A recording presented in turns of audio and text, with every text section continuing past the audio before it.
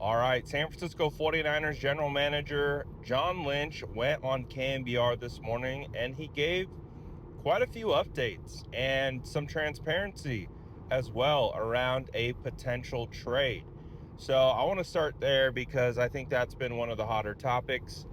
Obviously we understand the injury stuff and that's fluid, and we'll get into that. We have updates on George Kittle, Mac Jones, Ricky Pearsall, Juwan Jennings, Brock Purdy, all those guys. We'll get into them.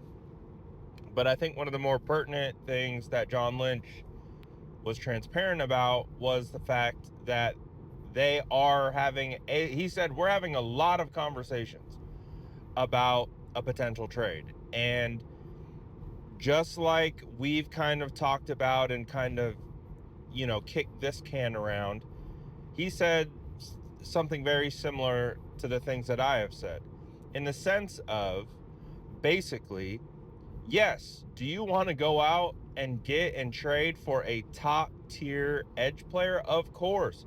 Your Brian Burns, your Max Crosby's, your Trey Hendricksons. Who wouldn't want to go out and get that top guy? But the problem with that is, just because you want the top guy doesn't mean the team that has that guy is willing to trade that person. So, for example, like, obviously, one of the things that I spent a lot of time on this off season around, draft season, was creating mock trades for Max Crosby. I really wanted the San Francisco 49ers go all in, go get Max Crosby, put him on the other side of Nick Bosa. Obviously, that would be phenomenal and fantastic. But we also recognize it's the Raiders. They typically don't like to trade with the San Francisco 49ers. Who knows if that has changed now that Tom Brady's kind of running the show over there. Maybe there's a chance that something could happen based on the relationship that maybe, John Lynch and Tom Brady have. So, regardless, that's kind of what John Lynch was talking about today on KNBR, was basically stating that, like, you know, it just because, we want a top guy doesn't mean we're going to get a top guy. And that's why I had made a video and kind of started referencing, okay, what other trades can we make that aren't necessarily getting your premier edge players, but maybe high upside players. Like, we saw, I think it was Udafe Owa, the Baltimore Ravens D end. I believe he was a first round draft pick, super highly regarded coming into the draft in regards to his traits and physical ability. He got traded for not very much to the Chargers. And so that's why I made the video yesterday about, okay, maybe the 49ers are calling the Bengals and they're interested in Trey Hendrickson, but maybe they leave with Myles Murphy. Myles Murphy, a former first-round draft pick, high upside from athletic measurables and intangibles. Just hasn't worked out with them. He doesn't get a lot of playing time. He doesn't seem to be a fit with their culture and organization. They drafted Shamar Stewart. They have Trey Hendrickson. It doesn't look like they're going to be picking up his fifth-year option just based on how they use him and how they utilize him. So that's where I'm like, okay, maybe the San Francisco 49ers can get creative and try to find one of those trades. And again, coincidentally enough, that trade with the Baltimore Ravens goes down. So that's, I think, where the 49ers are probably looking, right? And obviously with that trade with the Ravens got a safety back. So I'm sure compensation had something to do with that. I would 100% guarantee that the 49ers were in on that call and they were talking about trying to get that player. But again, it was crystal clear that the Baltimore Ravens wanted a player in return. Maybe the 49ers didn't feel comfortable with that. I don't know. Maybe they offered up Jair Brown. Maybe the Ravens said, we don't want Jair Brown. I don't know. But the point being is that, you know, we might have to soften the expectations of the San Francisco 49ers trading for a top-tier player at edge and maybe trying to find a guy with potential that hasn't been realized. And that's why I landed on Myles Murphy, because he has potential, he has upside, he can play in the wide nine, he has great athletic traits. But what other players across the league can we find like that had the pedigree, had the upside, had the potential, just hasn't been realized? And teams are getting to that point where they're like ready to just be done with this player. Let's get something for him in return, opposed to just letting him walk in free agency for free, and we can go that route. So I do think that was one of the more interesting parts of John Lynch's interview today on KNBR. I really did believe that, the transparency of essentially saying they're open for business. They're making a lot of calls, talking to a lot of teams, and they are, transparent in their want and need for additional defensive linemen. Because in that same interview, John Lynch opened up, and we know this, but he made it a point to talk about how Mykel Williams is dealing with some stuff, heading into that game against the Rams. He said Mykel had to play through some injuries, had to play through some things.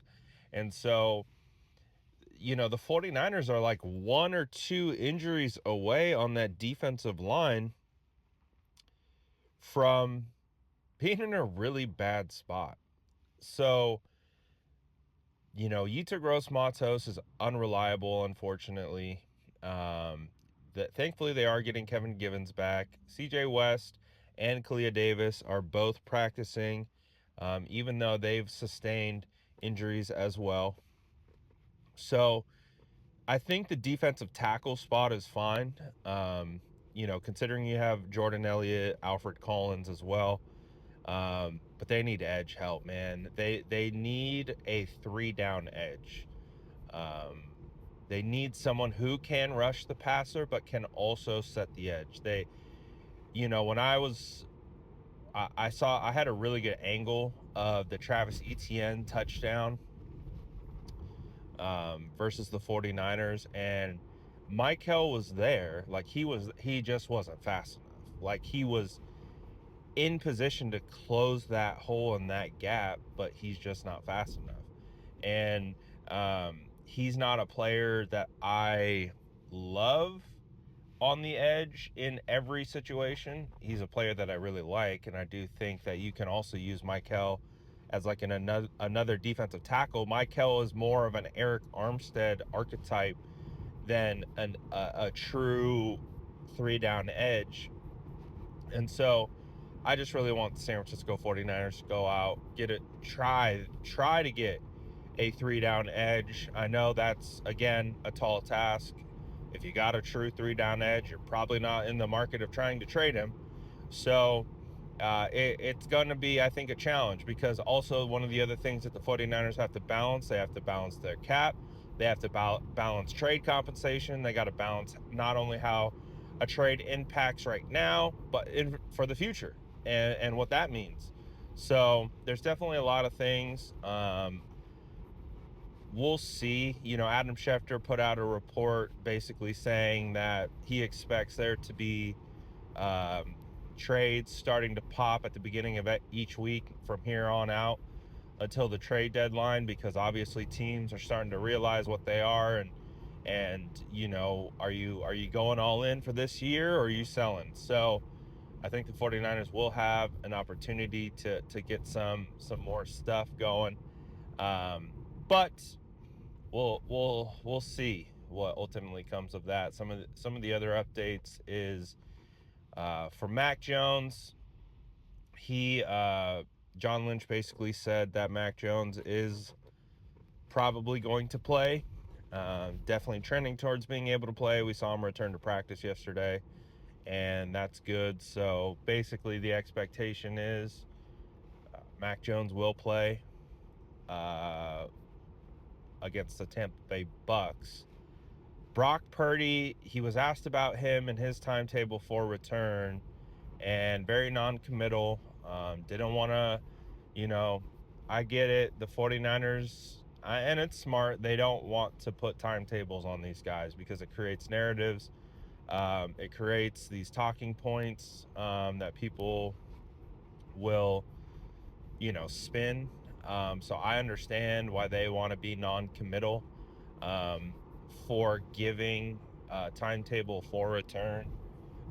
I would imagine Brock Purdy is weeks out from returning.